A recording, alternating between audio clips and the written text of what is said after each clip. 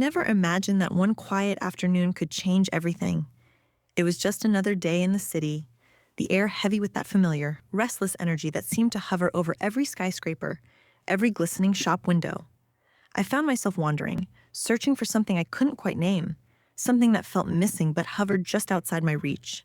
Part 1. It was late, the kind of night when the air feels thick with secrets and the streets are quiet enough to hear your own thoughts echo back at you. I wandered the streets of a city that barely seemed to notice me, a shadow among shadows. I wasn't sure where I was going, just that I couldn't go back to that cramped, worn apartment yet. It was easier to lose myself in the dim light of the street lamps and the familiar, forgotten alleys. There was a certain peace in being invisible, unremarkable. I'd learned that lesson young, mostly thanks to her. My mother, the kind of woman who had a presence too large for any room, too cold for any heart.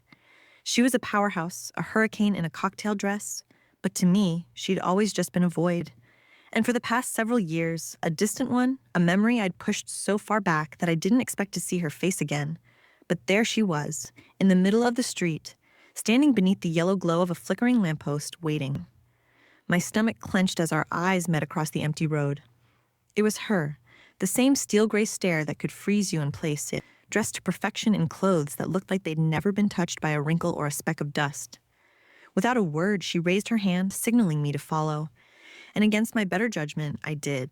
Her car, a sleek black sedan, was waiting nearby, its driver standing at attention like he was guarding royalty. The door swung open as she stepped in, expecting me to follow. We rode in silence. I could feel the tension coiling in the air between us, but I wouldn't give her the satisfaction of speaking first. I'd learned that much from her. Instead, I stared out the window, watching the city's lights blur past, and tried to ignore the knot forming in my chest. I didn't know why she'd come back after all this time, and part of me didn't want to know. But I also knew that whatever it was, it wouldn't be good. The car eventually pulled up to a towering building on the edge of the city's financial district. It was one of those sleek, glass structures that looked too clean, too sharp against the night sky, like it was made to slice through clouds. She led me through the lobby, her heels clicking on the marble floor with a confidence that made me want to turn and run. But something held me in place, a pull, a need to understand why she dragged me here. We took the elevator up to the penthouse, where the doors opened into a sprawling, modern living room with floor-to-ceiling windows overlooking the entire city. The room was cold, impersonal, filled with expensive furniture that looked more like it was there for show than for comfort. I felt like I was trespassing in someone else's life, like I was stepping into a world I didn't belong to. Then I saw him. He stood by the window, his back to us, staring out at the city lights. Tall, broad-shouldered, and dressed in a suit that looked tailored to perfection. He turned as we entered, and for a moment, our eyes met. There was something in his gaze, a quiet intensity, like he was seeing through me, past all my defenses. It unsettled me, but I held my ground. "This is Victor," my mother said, her voice as cold and smooth as ever. "He's an opportunity for you." An opportunity. That was all she ever saw people as, means to an end. But Victor didn't react. He simply nodded, offering me a polite smile, and extended his hand. As I reached out to shake it, I felt a strange, electric spark. His grip was firm, steady, and for a brief moment, I thought I saw a flicker of something in his eyes. Recognition? Curiosity? Whatever it was gone in an instant, replaced by the same calm, collected expression he'd worn from the beginning. "Nice to meet you," he said, his voice smooth even. The words felt hollow, like he was reading from a script. And maybe he was. Maybe we both were, actors in a play my mother had directed, performing roles we hadn't asked for. For the next few weeks, my mother kept us on a tightly orchestrated schedule. She arranged dinners, outings, even a weekend trip to some remote coastal resort. She'd tell us it was to build a bond, to get to know each other better, but I knew the truth. She was testing us, sizing us up, assessing how well we fit into the mold she'd designed. And I hated every second of it. Victor was polite, charming even, but distant. He rarely spoke about his past, kept his answers brief and impersonal.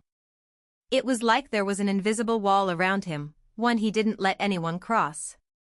And yet, I couldn't shake the feeling that there was something beneath that polished exterior, something he was hiding. I could see it in the way he'd go quiet sometimes, his gaze drifting off as if he were somewhere else, lost in memories he didn't want to share. One night, after a particularly tense dinner, I decided to confront him. We were standing on the balcony, the city lights spread out below us like a carpet of stars. He was staring out at the view, his expression unreadable. "Who are you, really?" I asked, my voice barely above a whisper. He glanced at me, a faint smile tugging at the corner of his mouth, but it didn't reach his eyes. "You don't want to know," he said softly. But I did. More than anything, I wanted to understand him, to see past the mask he wore so effortlessly. Because somehow, in these past few weeks, he'd gotten under my skin. I didn't know why, or how, but I couldn't shake the feeling that he was as trapped as I was, caught in a web of expectations and obligations he hadn't chosen. It wasn't until a few days later that I found the photograph. It was tucked away in the pocket of his coat, a small, faded photo of a woman with dark hair and sad eyes. She looked familiar, in a way I couldn't quite place, and yet, I knew I'd never seen her before. When I asked him about it, he went quiet, his expression turning cold and distant. "Her name was Lila," he said finally, his voice barely a whisper. "She was important to me." I could see the pain in his eyes, the weight of a memory he'd tried to bury. And for the first time, I felt a pang of sympathy for him. He wasn't just the cold, calculated businessman my mother had presented him as. He was a man haunted by his past, carrying scars he didn't want anyone to see. But as I dug deeper, I began to uncover things I hadn't expected. Lila wasn't just an ex-girlfriend, a lost love. She had been engaged to Victor, a woman he'd loved deeply, someone he'd planned to spend his life with. But she'd disappeared under mysterious circumstances, leaving behind a trail of unanswered questions and a note that hinted at things far darker than a simple breakup. And the more I dug, the more I began to see a pattern, a web of connections that led back to my mother. She'd known Lila, had been close to her, even helped her get a job in Victor's company. And yet, when Lila disappeared, my mother had said nothing, done nothing to find her. It was as if she'd erased Lila from existence, as if she'd never been there at all. I confronted my mother with what I'd found, hoping for answers, but all I got was silence. She stared at me with that same cold, calculating gaze, her lips pressed into a thin line. "Lila it's a complication," she said finally, her voice devoid of any emotion. "She was getting too close, asking too many questions. I did what I had to do. For your sake, for Victor's, for all of us." I felt a wave of nausea wash over me, the horror of what she'd done sinking in. She'd taken an innocent life, destroyed a man's happiness, all in the name of control, of power. And she expected me to accept it, to look the other way, to be complicit in her lies. But I couldn't. I wouldn't. I left that penthouse, left the life my mother had carefully constructed for me. I didn't know where I was going, or what I would do, but I knew one thing: I would never be like her. I would never let her poison my life the way she'd poisoned everything she touched. As I walked through the empty streets, the city lights casting long shadows across the pavement, I felt a strange sense of freedom, a lightness I hadn't known in years. I was free, for the first time in my life. But as I turned the corner, I saw him, Victor, standing in the shadows, waiting for me. "I knew you'd come," he said softly, his voice filled with a quiet resignation.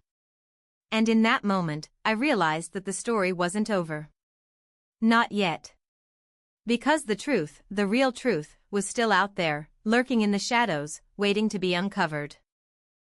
I thought I'd left my past behind when I walked away from that penthouse. I thought I'd buried it, stuffed it deep down where it couldn't reach me. But seeing Victor standing there, waiting for me in the shadows, I realized it wasn't that easy. The ghosts of what I'd uncovered, and of everything that had happened with my mother, were still following me, clinging to me like a second skin. Victor looked different. The calm, controlled businessman I'd known was gone, replaced by someone raw, someone I didn't recognize. There was a darkness in his eyes, a quiet intensity that sent a shiver down my spine. We need to talk, he said, his voice soft but edged with something I couldn't quite place. I didn't tell you everything before. I didn't want to hear it. I was done with secrets, done with lies. But something in his gaze held me in place, a silent plea that cut through my defenses. Fine, I said, crossing my arms to keep myself from trembling. Let's talk. He led me to a small, dimly lit bar a few blocks away. It was the kind of place that felt like it belonged to another era, with worn leather booths and a bartender who looked like he'd seen it all. We slid into a booth in the back, away from the handful of other patrons, and I braced myself for whatever he was about to tell me. Victor didn't speak right away. He stared down at his drink, swirling the amber liquid in his glass, as if searching for the right words. Lila wasn't just a complication, he began, his voice barely above a whisper. She was everything to me. We were planning a life together, a future. But your mother, she didn't approve. She thought Lila was a risk. I could feel my pulse quicken as he spoke, a mixture of anger and dread tightening in my chest. A risk? I asked, barely able to keep my voice steady. What does that mean? Victor looked up, his gaze meeting mine, and for the first time, I saw the depth of the pain he carried. It was a raw, open wound that had never healed. Lila was asking questions, he said, his voice tight. She'd found out things about your mother, things she shouldn't have known. She wanted me to confront her, to expose what was happening. But I was a coward. I told her to let it go, to stay out of it. He took a shaky breath, his hands clenching into fists. And then, one night, she was just gone. No warning, no note, nothing. Just gone. The air in the room felt heavy, thick with the weight of his words. I could barely breathe, the enormity of what he was saying pressing down on me like a weight. Are you saying my mother? I couldn't finish the sentence. The thought was too horrifying, too monstrous to fully comprehend. Victor didn't answer right away. He simply looked at me, his eyes filled with a sadness that cut straight to my core. I don't know, he said finally, his voice hollow. But I do know that she was the last person to see Lila alive. And I know that she has the power to make people disappear when they become inconvenient. A cold chill ran down my spine. I knew my mother was ruthless, but this? This was something else entirely. And yet, as horrifying as it was, a part of me wasn't surprised. I'd seen glimpses of that darkness in her before, but I'd always looked the other way, pretended it wasn't there. But now I couldn't ignore it. We left the bar in silence, the weight of everything Victor had revealed hanging between us. The streets were empty, the city quiet in a way that felt unnatural, as if the world itself was holding its breath. I felt like I was walking through a nightmare, each step pulling me deeper into a darkness I couldn't escape. Victor walked beside me, his gaze fixed straight ahead, his expression unreadable. I wanted to say something, to break the silence, but the words wouldn't come. Everything felt wrong, twisted, like the world had shifted on its axis and left me floundering in the wreckage. Where are we going? I asked finally, my voice barely above a whisper.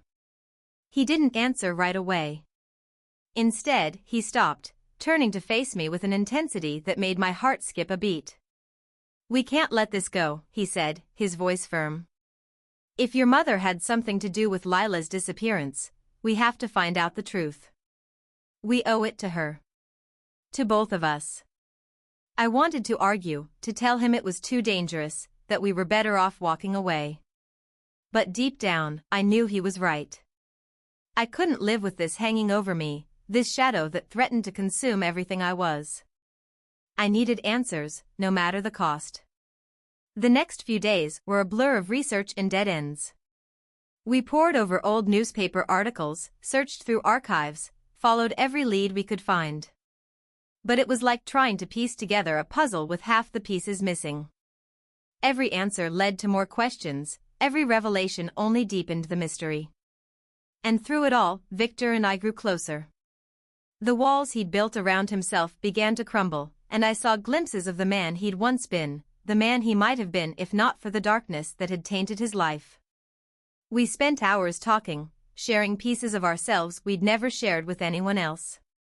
He told me about his childhood, about the dreams he'd once had, the future he'd envisioned with Lila. And I told him about my own broken dreams, my own scars and fears. For the first time in my life, I felt like someone truly understood me. Like I wasn't alone in the world. And in those quiet moments, amid the chaos and uncertainty, I found a kind of solace I hadn't known was possible. But it couldn't last. Deep down, I knew that. Because the closer we got to the truth, the more dangerous things became. One night, as we were sifting through a stack of old documents, I found something, a letter, hidden at the bottom of a drawer in my mother's office. It was addressed to Victor, written in a neat, precise hand that was unmistakably my mother's. The letter was brief, but its meaning was chillingly clear. Victor, I trust you understand the importance of discretion. What happened with Lila was unfortunate but necessary. She was a threat to me, to you, to everything we've built. I hope you'll see that my actions were in your best interest. This is the last time we will discuss this matter. I stared at the letter, my hands shaking, as the full horror of what I'd uncovered sank in. My mother had orchestrated Lila's disappearance. She'd taken an innocent life, destroyed a love that should have been untouchable, all in the name of power, of control. And she'd done it with the cold, calculated efficiency of someone who didn't even see it as wrong. I wanted to scream, to tear the letter into shreds, to confront her and demand answers. But I knew that would be useless. She'd deny everything, twist the truth until I doubted my own sanity. And I couldn't let that happen. Instead, I took the letter and showed it to Victor. He read it in silence, his expression unreadable, his hands steady as he held the damning evidence of my mother's betrayal. "I'm sorry," I whispered, my voice choked with guilt and shame. "I'm so sorry." Victor didn't say anything. He simply looked at me, a sadness in his eyes that broke my heart. "This isn't your fault," he said finally, his voice barely audible. "You're not responsible for what she did." But I couldn't shake the feeling that I was. That somehow, by being her daughter, I was complicit in her sins. And I knew, in that moment, that I would never be free of this, never be able to escape the darkness that had tainted my life. Unless I did something about it. The plan took shape slowly, born out of desperation and a need for justice. Victor and I would gather everything we could, every scrap of evidence, every whisper of wrongdoing, and expose her. We'd take down the empire she'd built, piece by piece, until there was nothing left. It was a dangerous game, one that could cost us everything. But I didn't care. I couldn't live with this shadow hanging over me, couldn't carry the weight of her sins any longer. So we set the plan in motion, moving carefully, methodically, collecting information and building a case that would be impossible to ignore. And as we worked, I felt a strange sense of peace, a clarity that had eluded me for so long. I was finally doing something, finally taking control of my life, my destiny. But as we drew closer to the truth, I began to feel the walls closing in. My mother was watching, waiting, her presence a constant, looming threat. And I knew that when the time came, when the truth was finally revealed, there would be no going back. The walls felt like they were closing in. Every shadow on the street seemed to hold a pair of eyes, every creak in my apartment felt like someone creeping closer. My mother's presence, though unseen, weighed on me like a hand around my throat. I knew she was watching, knew that she would never let this end quietly. The more we uncovered, the closer we came to exposing the truth, the more suffocating her influence became. But Victor was my anchor. We moved with a purpose, side by side, gathering every piece of evidence we could find. The cold letters, the ledgers of hidden payments, the documented disappearances of people who'd gotten too close to her secrets, it was all there, a mosaic of corruption that spanned decades. Yet, as the picture formed, I felt the line between duty and revenge start to blur. Victor seemed unshakable, but I could see the toll it was taking on him. His face grew paler, his movements slower. He'd stopped sleeping, and there were moments when I'd catch him staring off into the distance, his eyes hollow, as though he were haunted by memories he couldn't escape. And yet, he never wavered. He kept pushing forward, driven by a determination that mirrored my own. I didn't know how much time we had left. I didn't know what would happen when we finally confronted her. But one thing was certain, we were both running out of time. One night, we returned to the penthouse to search for more files she might have hidden there. The place was eerily silent, bathed in the dim glow of the city lights filtering through the floor-to-ceiling windows.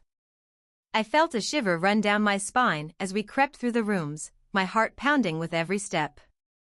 The stakes had never felt higher. We were standing on the edge of something dangerous, and there was no turning back. In the study, Victor found a safe hidden behind a painting. With a few quick movements, he cracked the code, a skill he'd learned, he explained briefly, during his time as a financial analyst. He was full of surprises, things he'd picked up over the years, secrets he'd never shared. We'd become so close, yet there was still so much I didn't know about him. Inside the safe, we found documents, financial records, contracts, letters. The web was far deeper than we'd imagined, stretching beyond my mother's immediate empire and into the world of corporate power brokers, political figures, even some of the wealthiest people in the city.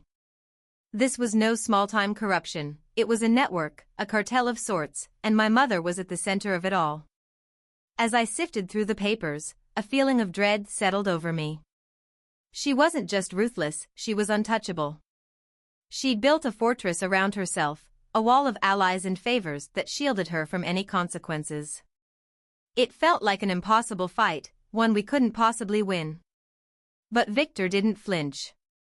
He looked at me, his eyes filled with a quiet resolve. "We can do this," he said, his voice steady. "But we have to be careful. One wrong move, and she'll crush us." I nodded, forcing myself to focus. The fear was real, but so was the anger, the desire for justice. I couldn't let her win. Not this time. The days that followed were a blur of planning and secrecy. We worked in shadows, meeting in out-of-the-way places, using burner phones and encrypted drives. We'd become ghosts, slipping in and out of her world, gathering evidence and allies, building a case that we hoped would be strong enough to bring her down. But with each passing day, I felt the pressure mounting. My mother was a master manipulator, and I knew it was only a matter of time before she caught on. She'd built her life on control, on power, and she wouldn't let anyone, least of all her own daughter, take that away from her. One night, Victor and I were going over our findings in a quiet cafe downtown. The place was nearly empty, the soft murmur of the few patrons blending with the distant hum of the city outside. I watched him as he worked, his brow furrowed in concentration, his fingers moving swiftly over the documents spread out between us. In that moment, I realized how much he meant to me. We'd been through so much together, shared secrets and struggles that no one else could understand. He was more than an ally, more than a friend. He was the only person who truly understood me, who saw me for who I was, and accepted me without judgment. And yet, there was a sadness in his eyes, a shadow that lingered even in his moments of strength. He was still haunted by Lila, by the life he'd lost, the love that had been stolen from him. I wanted to reach out, to comfort him, to tell him that we could make it through this, that we could find a way to be happy. But the words wouldn't come. Instead, I reached across the table and took his hand, holding it in my own. He looked up, surprised, and for a brief moment, I saw a flicker of something, hope, maybe, or something close to it. "We'll get through this," I said softly, more to myself than to him. "We have to." He nodded, his grip tightening around my hand. "I know." But there was a sadness in his gaze, a quiet resignation that told me he wasn't as sure as he wanted to be. And in that moment, I realized that no matter what happened, no matter how this ended, we were both forever changed. The innocence we'd once had, the hope and dreams we'd carried, it was all gone, burned away in the fire of my mother's ambition. The final confrontation came sooner than we expected. We'd been gathering evidence for weeks, building a case that we believed was unbreakable. But my mother was one step ahead of us. She'd known about our plans, our movements, our allies. She'd known, and she'd been waiting for the right moment to strike. It happened on a cold, rainy night. Victor and I were at his apartment, going over the final details of our plan, when there was a knock on the door. I felt a chill run down my spine as Victor went to answer it, a sense of dread settling over me like a dark cloud. Standing in the doorway was my mother. She was drenched from the rain, her hair plastered to her face, her eyes cold and unforgiving. She stepped inside without an invitation, her gaze flickering between us, and I could see the fury in her eyes, the barely contained rage that threatened to spill over at any moment. "I know what you've been doing," she said, her voice calm but laced with venom. "You think you can take me down? Destroy everything I've built? You're fools. Both of you." I felt a surge of anger rise within me, a defiance I hadn't known I possessed. For the first time in my life, I stood up to her, meeting her gaze with a strength I hadn't known I had. "We're not afraid of you," I said, my voice steady. "You can't control us. Not anymore." She laughed, a cold, hollow sound that sent a shiver down my spine. "Is that so?" she sneered. "You think you're free? You think you can escape me? You're more naive than I thought." She took a step forward, her gaze narrowing. "You're mine," she hissed. "Both of you. And I'll make sure you never forget that." But as she spoke, I saw something in her eyes, fear, maybe, or the faintest hint of doubt. For the first time, I realized that she wasn't as invincible as she wanted us to believe. She was scared. Scared of losing control, of losing the power she'd spent her life building. And in that moment, I knew that we could win. We could bring her down, expose her for the monster she truly was. But it wouldn't be easy. She would fight, tooth and nail, to protect herself. And I had no doubt that she would stop at nothing to destroy us if it meant saving her own skin. The days that followed were a whirlwind of tension and fear. We were on edge, constantly looking over our shoulders, watching for any sign that she was coming after us. But we pressed on, driven by a determination that couldn't be broken. And then, finally, the day came. We had everything we needed: documents, recordings, testimonies from people who had once been loyal to her but had turned when they saw the truth. We went to the authorities, laying out our case in meticulous detail, and watched as the wheels of justice began to turn. It was slow at first, a trickle of rumors and whispers that soon grew into a flood. The media picked up the story, splashing her name across headlines, exposing her for the corrupt, ruthless figure she truly was. And as her empire crumbled around her, I felt a strange sense of satisfaction, a quiet peace that had eluded me for so long. It was over. The nightmare, the lies, the darkness, it was all over. But as I looked at Victor, standing beside me in the aftermath of it all, I felt a pang of sadness. We'd won, yes, but at what cost? We were both scarred, broken in ways that couldn't be healed.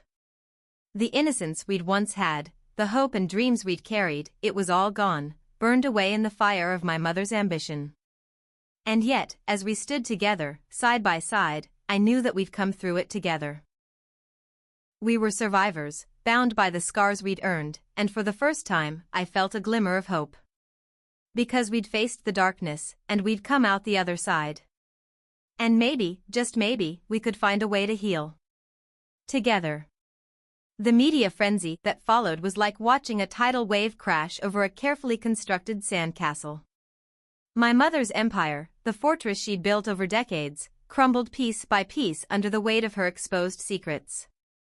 Every day, new details emerged, stories of bribery, coercion, the disappearance of whistleblowers.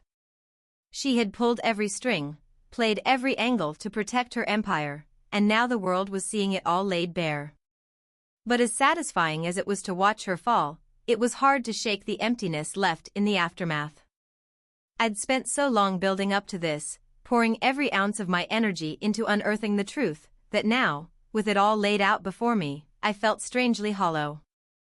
Victor seemed to feel it too. He was there with me through the whole ordeal, sitting beside me in quiet solidarity as the headlines flashed across the screens. We shared a silent understanding, a bond forged through shared pain and purpose. But there was a shadow in his eyes, a hint of something unresolved. One evening, as we sat together in a small cafe hidden away from the prying eyes of the media, I finally worked up the courage to ask him. "What happens now?" I asked, my voice soft but steady. He looked at me, a flicker of sadness passing over his face. "I don't know," he admitted. "I never thought this far ahead." It was an honest answer, one that mirrored my own feelings. We had both been so consumed by our quest for justice that we hadn't allowed ourselves to think about what came next. Now, with the dust settling, we were left with a strange sense of disorientation, like we were standing on the edge of an empty field where our pasts had once been. As the weeks passed, the world moved on, but I found myself lingering in the shadows of what we had uncovered. My mother was in custody, awaiting trial, but the emptiness left by her absence was profound. Despite everything, she had been a fixture in my life, a constant presence that had shaped who I was, both for better and for worse. Victor seemed to understand this unspoken loss. He didn't press me, didn't push for answers or resolutions. He simply stood by me, offering quiet support as I tried to find my footing in this new, uncertain reality. One night, as we walked along the waterfront, the city lights reflecting off the dark water, he broke the silence that had settled between us. "There's something I haven't told you," he said, his voice barely audible over the sound of the waves. I looked at him, my heart pounding, waiting for him to continue. "It's about Lila," he said, his gaze fixed on the water. "There's more to her story than I told you." I felt a chill run down my spine as he spoke, a sense of dread settling in my stomach. "What do you mean?" I asked, my voice barely above a whisper. He hesitated, his expression torn, as if he were wrestling with a decision he'd been avoiding for a long time. "Lila didn't just disappear," he said finally. She was trying to bring your mother down. She was working with people, gathering evidence, building a case against her. But she got too close. She found out things that put her in danger, things that forced her to run." A wave of shock washed over me as his words sank in. Lila hadn't been a passive victim, caught in the crossfire of my mother's ambition. She had been an active participant, a woman determined to fight back against the corruption that had ensnared her. "But, you said she was gone," I stammered, my mind reeling. "You said she." Victor looked at me, his expression filled with a sadness that cut straight to my core. "She's alive," he said softly. "She went into hiding. She had to, for her own safety. But I never told you because I wasn't sure if I could trust you. I didn't know if you were like her." The impact of his words hit me like a physical blow. Lila was alive. She had survived, escaped the fate my mother had tried to force upon her. And Victor had kept this secret, guarded it even as we worked side by side, even as we grew closer. I didn't know how to feel. Relief, anger, betrayal, they all swirled together, leaving me reeling, unsteady. "Why are you telling me this now?" I asked, my voice barely audible. He looked at me, his gaze steady, and I could see the weight of his decision reflected in his eyes. "Because you deserve to know the truth," he said simply. "After everything we've been through, you deserve to know." The revelation changed everything. In the days that followed, I found myself consumed by thoughts of Lila, by the knowledge that she was out there somewhere, alive and in hiding. It was a strange comfort, knowing that she had escaped my mother's grasp, that she had found a way to survive. But it also raised new questions, questions that gnawed at me with a relentless intensity. I needed to find her. I needed to know her story, to understand the lengths she had gone to in her fight against my mother. And, perhaps most of all, I needed to understand what it was about her that had driven Victor to such lengths, that had left him haunted even after all this time. Victor seemed to sense my turmoil. He offered to help, to reach out to the people he knew who might have connections to Lila. But there was a part of me that wanted to do this on my own, to forge my own path in this new chapter of my life. So I set off on a journey, following the faint trail Lila had left behind, piecing together fragments of her story from those who had known her, from the records and memories she had left behind. It wasn't easy. Lila had covered her tracks well, disappearing into the shadows with a skill that spoke to her resourcefulness, her resilience.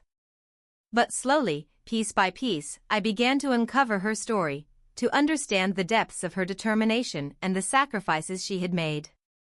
And as I walked in her footsteps, I felt a strange kinship with her, a sense of connection that went beyond our shared history.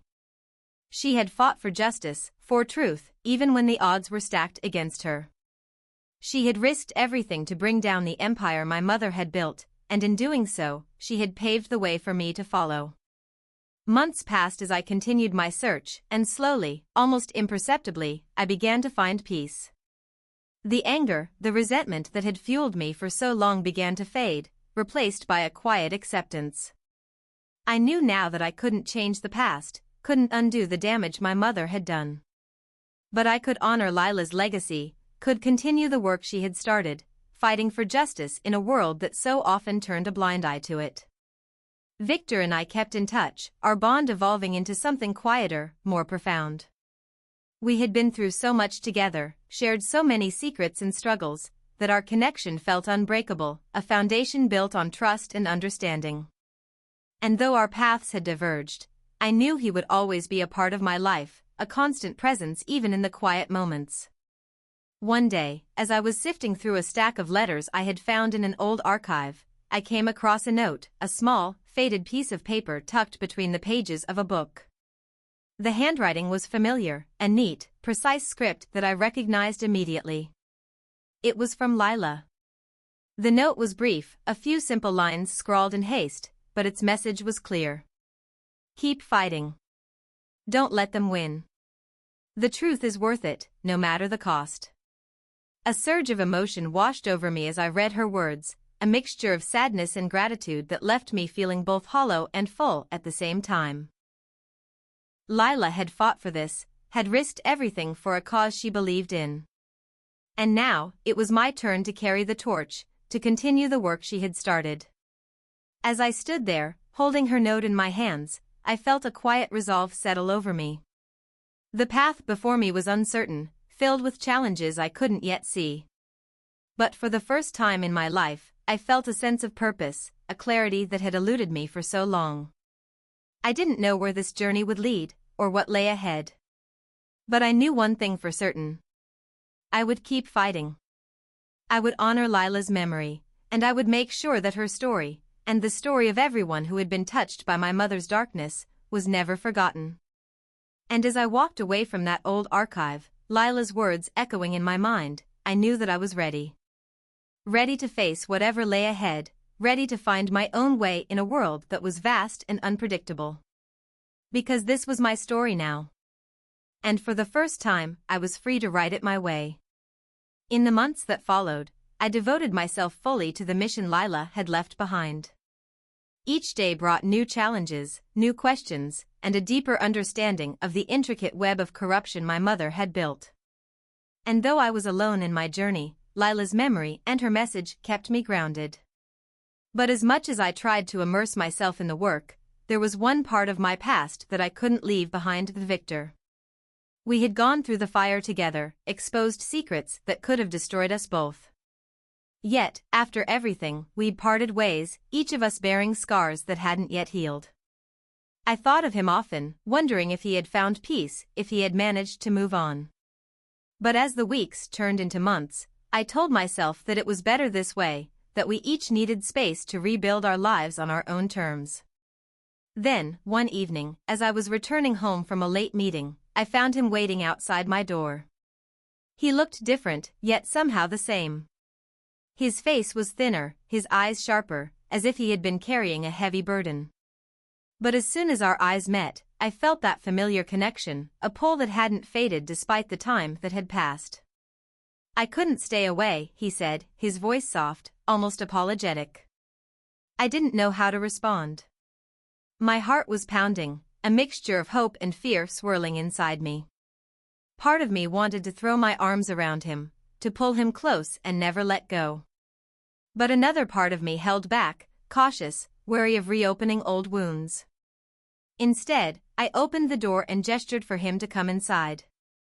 We sat across from each other in the small living room, the silence between us thick with unspoken words. For a long time, neither of us spoke, each of us lost in our own thoughts, our own memories. Finally, he broke the silence. "I've been thinking a lot about Lila," he said, his voice low, almost a whisper. "About what she would have wanted. And I think she would have wanted us to be happy. To move forward." His words hit me like a wave, a surge of emotion that threatened to overwhelm me. He was right, of course. Lila had sacrificed so much, had fought so hard for a future free from the shadows of the past. And yet, here I was, still clinging to the pain, the guilt, as if I owed it to her to carry the weight of her story. "I know," I said softly, my voice barely audible. "But it's hard. Sometimes, it feels like moving on means leaving her behind." Victor reached across the table and took my hand, his touch warm, steady. "We don't have to leave her behind," he said. "We can honor her memory, carry her legacy forward. But we can't keep living in the past. We have to find a way to live in the present, to build something new." I looked at him, feeling a warmth spread through me, a sense of clarity that had eluded me for so long. He was right. Lila's story was a part of us, but it didn't have to define us. We could build something new, something that honored her memory without being bound by it. And as I held his hand, I realized that maybe, just maybe, I was ready to try. In the weeks that followed, Victor and I found a new rhythm, a quiet balance that felt both familiar and new. We spent our days working, pushing forward with Lila's mission, fighting for justice and change. But in the evenings, when the city grew quiet and the world felt a little softer, we allowed ourselves to simply be together, to find comfort in each other's presence.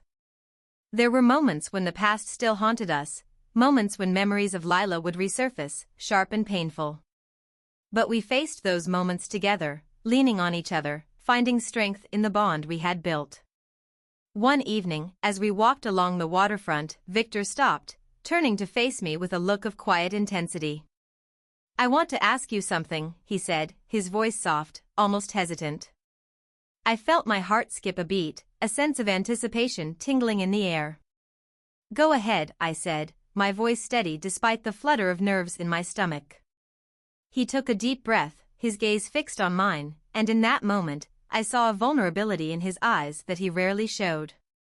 Will you stay with me?" he asked, his voice barely above a whisper.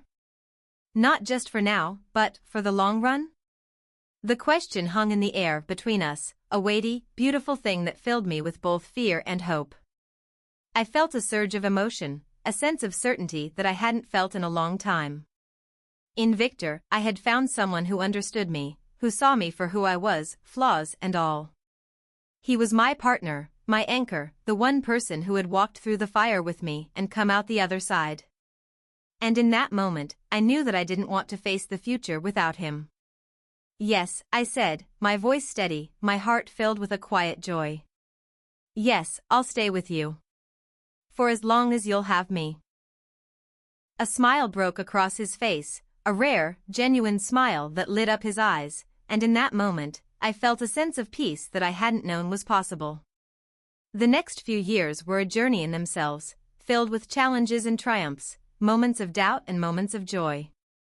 We continued Lila's mission, fighting for justice, working to bring light to the shadows that had plagued our lives. But we also built a life together, a life that was ours, free from the burdens of the past. There were days when the weight of our history felt heavy, when the scars left by my mother's betrayal still ached. But we faced those days together, finding strength in each other, in the love we had built. And as the years passed, I found a sense of purpose, a clarity that had eluded me for so long. I had spent so much of my life haunted by the ghosts of my past, but now, for the first time, I felt free. Free to live, to love, to create a future that was mine. Looking back, I realized that Lila's legacy wasn't just about justice or truth. It was about resilience, about the courage to fight for what you believe in, even when the odds are against you. And as I stood by Victor's side, watching the world we had built together, I knew that we were honoring her memory in the best way we could, by living fully, by embracing the future, by finding happiness even in the face of darkness. Because in the end, that was what Lila had fought for. Not just justice, but hope. A future free from fear, a life filled with love and purpose. And as I held Victor's hand, feeling the warmth of his touch, I knew that we had found that future. Together. The seasons changed, each one blending into the next, as Victor and I settled into a life that was uniquely ours. Together, we took on cases, uncovering injustices hidden within the city, one layer at a time. With each victory, each step closer to exposing those who thrived in darkness, I felt more certain that this was where I was meant to be. Layla's shadow was there, always lingering, guiding us forward. But peace was a fragile thing. In the quiet hours of the night, when Victor and I lay side by side, I could feel the memories of our pasts creeping back in. They were subtle at first, a passing thought, a glimpse of someone in a crowd who looked like Lila, or the faint sound of my mother's voice in my dreams. Each time, the memories slipped back into my mind, a reminder that though we'd made it this far, some ghosts refused to rest. One morning, a letter arrived. It was sealed with the kind of wax imprint I recognized from my mother's social circles, an emblem of a life I'd turned away from long ago. As I held the envelope in my hands, a chill ran down my spine. It was addressed simply, in handwriting I didn't recognize. "What is it?" Victor asked, noticing the look on my face. "I don't know," I replied, my voice barely a whisper. "But I think it's from her." Victor's eyes narrowed as he took the envelope from me, studying it with the same caution I felt. After a moment, he handed it back. "Open it," he said, his voice steady. "We need to know." My fingers trembled as I broke the seal and unfolded the letter inside. The paper was thick, expensive, a relic of my mother's taste. And as my eyes scanned the words, I felt the blood drain from my face. The letter was a warning. Continued. She wrote with the same measured, controlled tone I'd known all my life. She acknowledged her incarceration, the high-profile trial that had exposed her empire's darkest secrets. But there was no remorse in her words, no regret, only a simmering anger, a need for retribution that felt like a dark promise. The letter was brief, yet each word felt like a calculated threat. "You may think you've won, that you've ended this. But remember, power has a way of enduring, even when the one who wields it falls. You'll never truly be free of me. I built you, shaped you, and no matter how far you run, you'll always carry me with you." I let the letter fall from my hands, my heart pounding. Victor picked it up, his jaw clenched as he read the words. "It's a threat," he said, his voice low, controlled. "She's trying to scare you, make you doubt yourself." But as much as I wanted to dismiss her words, a part of me couldn't shake the feeling that she was right. I'd spent so long fighting her influence, trying to carve out a life separate from her, yet here she was, still haunting me, still casting a shadow over everything I'd built. "Do you think she'll try something?" I asked, my voice barely a whisper. Victor hesitated, his gaze drifting to the window. "I don't know. But whatever happens, we'll face it together." I nodded, forcing myself to believe him. But as the days passed, the weight of my mother's words lingered, a dark cloud hanging over me. I found myself second-guessing everything, questioning every decision, every choice. Was she right? Had I become like her, shaped by her ambition, her need for control? Victor noticed the change in me, the quiet doubt that crept into my actions. He tried to reassure me, tried to remind me of the work we were doing, the lives we were helping. But even his words couldn't fully silence the voice in my head, the voice that echoed my mother's threat. Then, one night, everything changed. We had just finished a late meeting with a client, a young woman who had come to us seeking justice for her family. She'd uncovered corruption within a corporation tied to my mother's old network, a group that had survived her downfall and continued to wield power in the shadows. As we left the meeting, I felt a strange unease settle over me, a sense that something wasn't right. Victor noticed it too.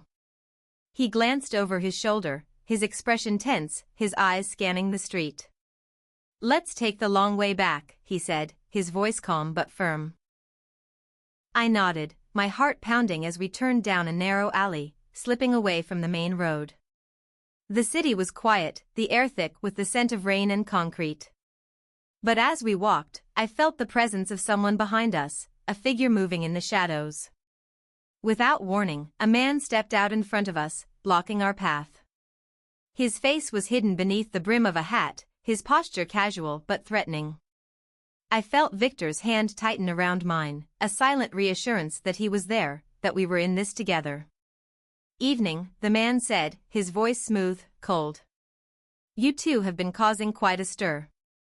I felt a chill run down my spine as I realized who he was, a member of my mother's old network, one of the loyalists who had managed to slip through the cracks during her trial.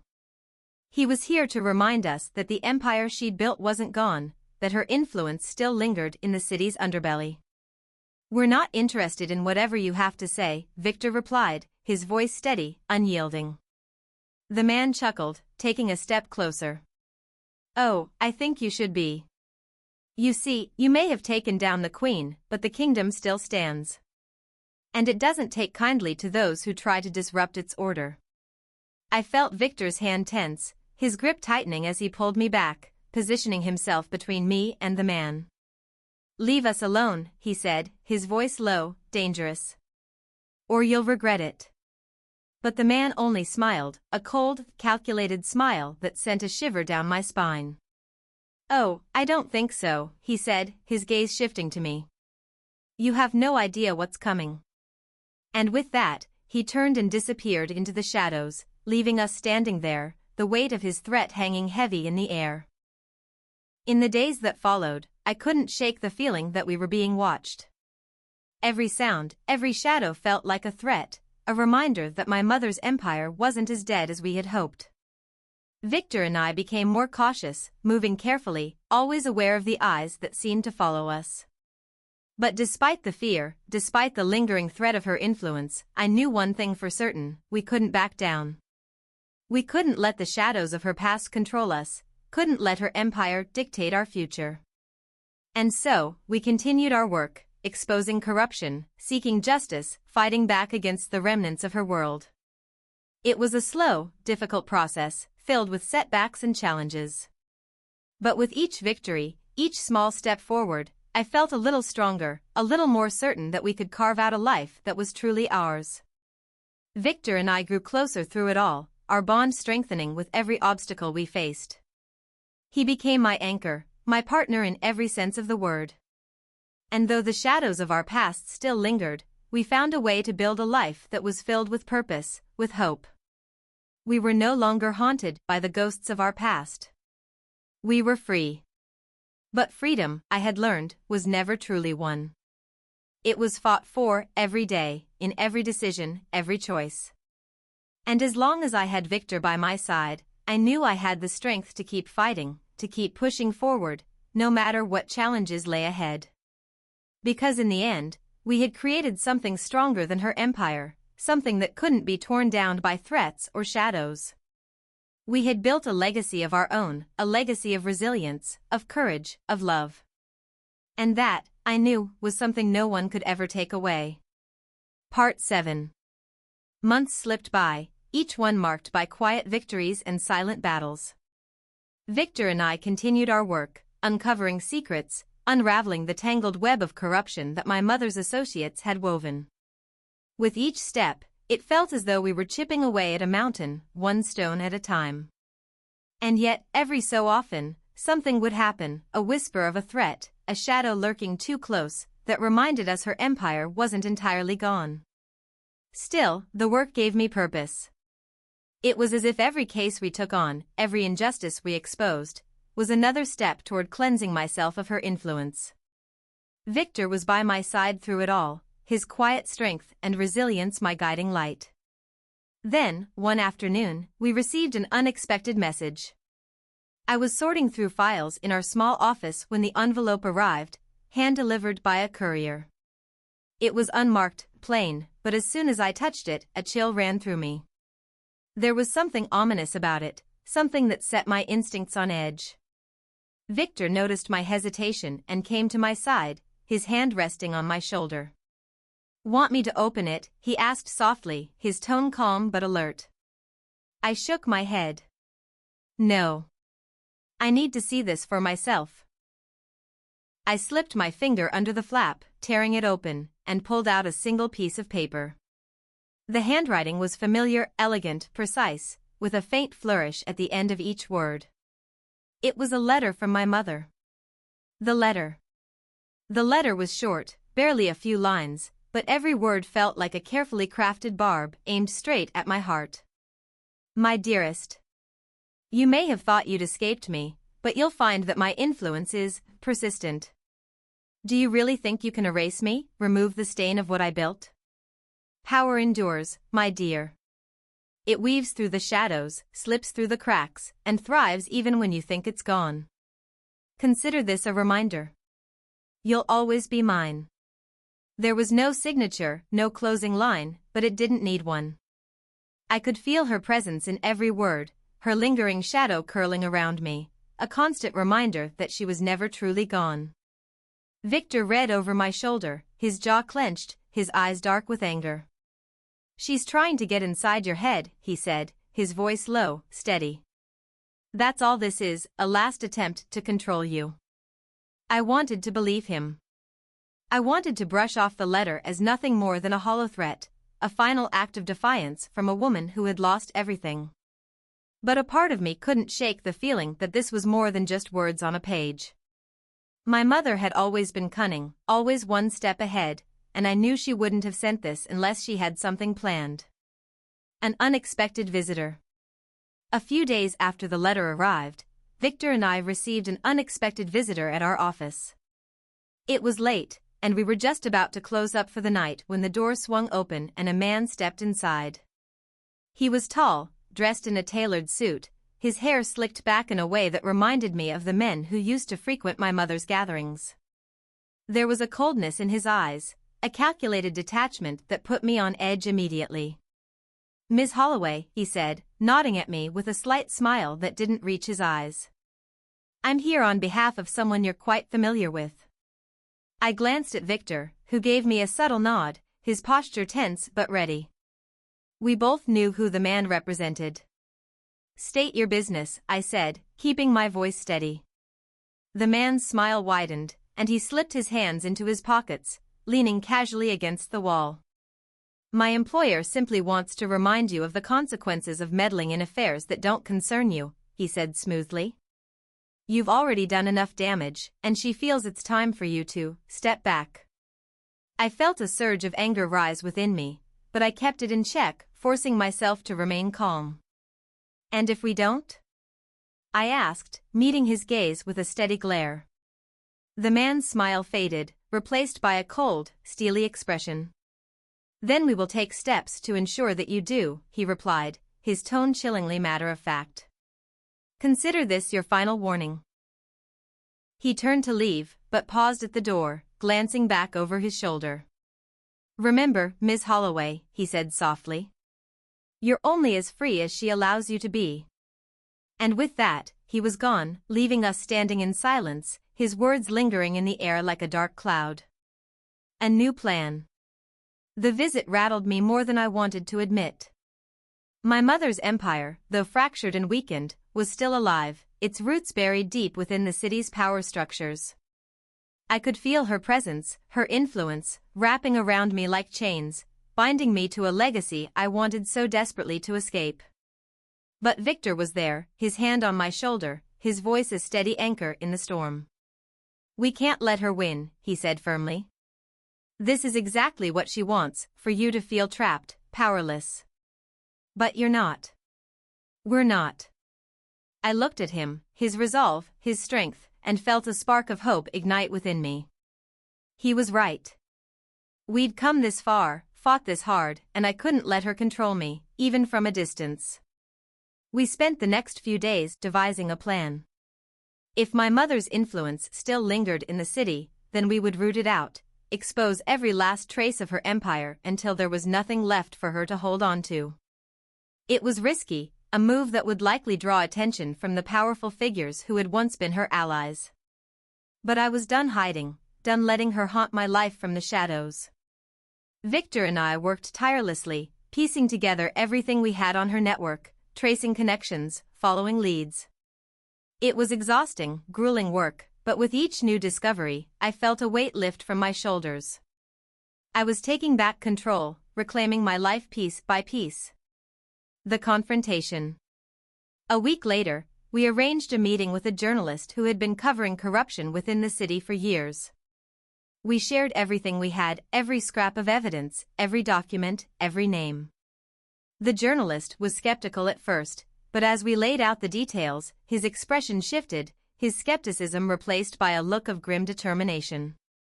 If even half of this is true, he said, his voice low, then you're going to shake this city to its core. That's the idea, I replied, feeling a surge of satisfaction. The article went live the next morning, a front-page exposé that named names, exposed deals, and laid bare the rotten core of my mother's network. The city was in an uproar, the headlines relentless, the media digging deeper into every angle. And as I watched the fallout unfold, I felt a sense of freedom, a release from the chains that had bound me for so long. But the victory was bittersweet. I knew there would be repercussions, that my mother's associates would come after us with everything they had. We had crossed a line, declared war on an empire that was used to operating in the shadows, and I knew they wouldn't go down without a fight. Victor and I spent the next few weeks on high alert, watching every corner, every shadow, prepared for whatever retaliation might come our way. And though the fear was real, the danger constant, I felt a strange sense of peace. We were finally free, no longer hiding, no longer bound by her influence. A new beginning. In the aftermath of the exposé, as the city reeled from the revelations, Victor and I decided to leave. We packed up our lives, said goodbye to the city that had shaped us, and set out for a place where we could finally start fresh. The road stretched out before us, a winding path that led to a future filled with unknowns.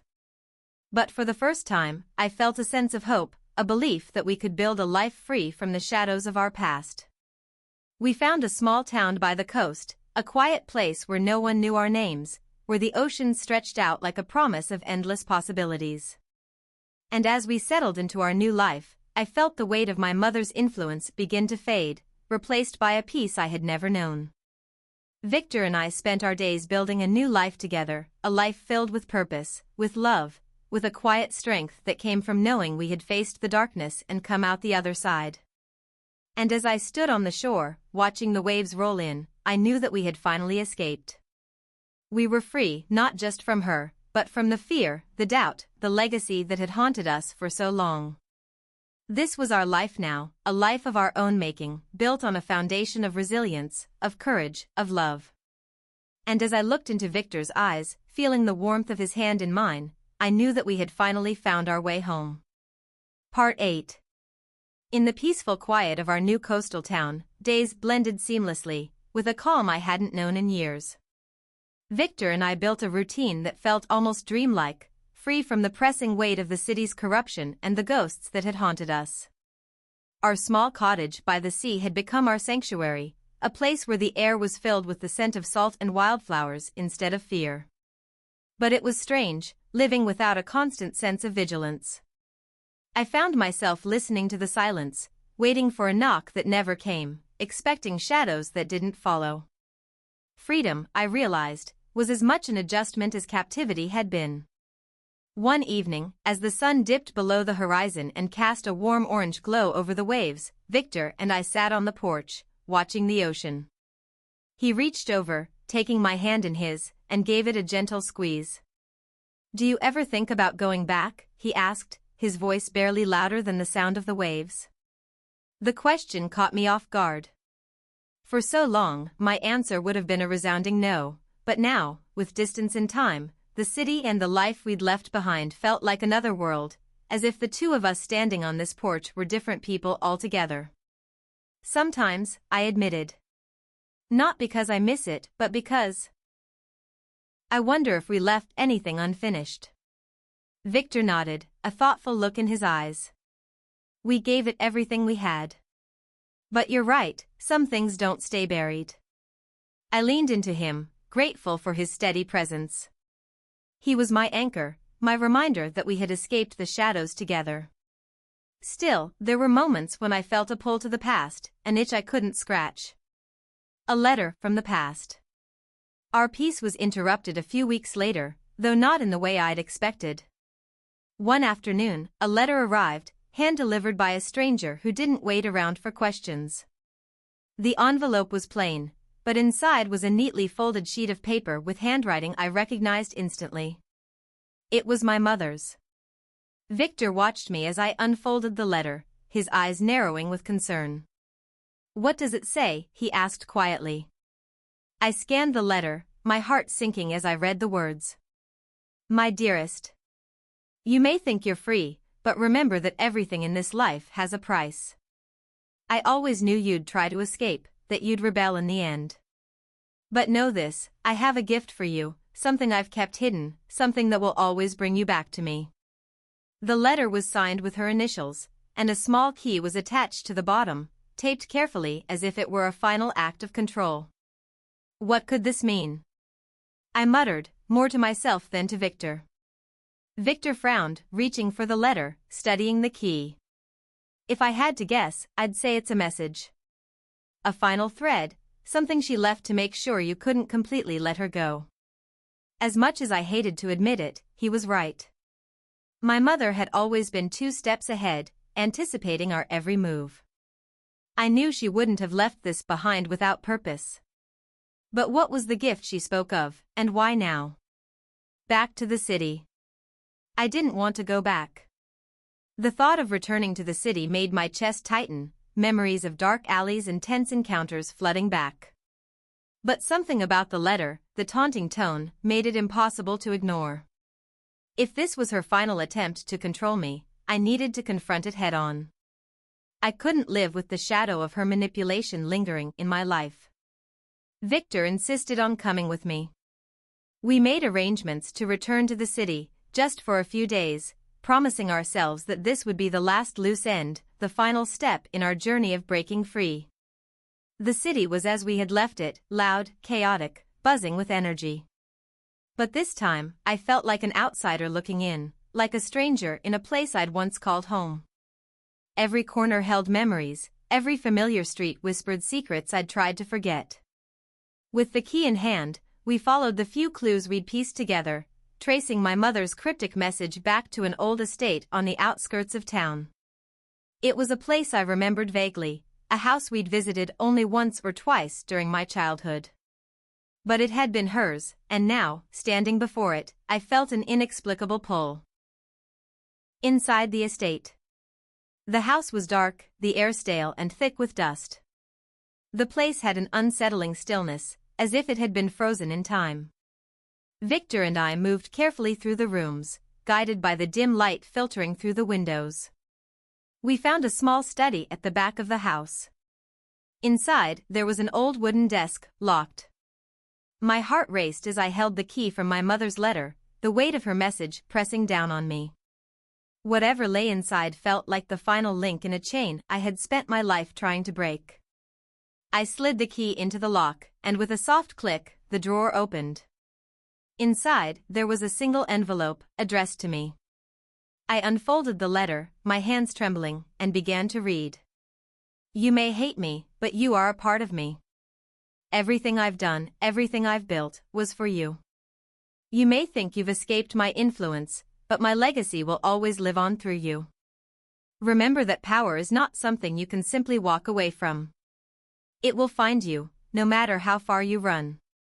Beneath the letter was a small stack of papers, deeds, bank statements, titles to properties I hadn't known existed.